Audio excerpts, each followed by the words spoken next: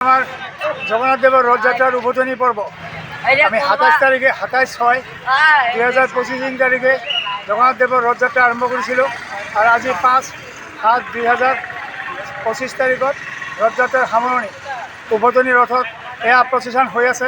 আমাৰ দুনিয়াৰ মানুহ আছে, হাজাৰ হাজাৰ ভক্ত এই ৰথটোলৈ টানি আহিছে বীৰকুছিলৈ। বীৰকুছিৰ পৰা ঘূৰি আকৌ আমাৰ জগন্নাথ মন্দিৰ স্থললৈ যাব।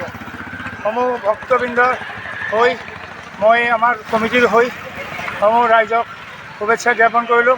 সকলোৱে ভালে কুশলে থাকক।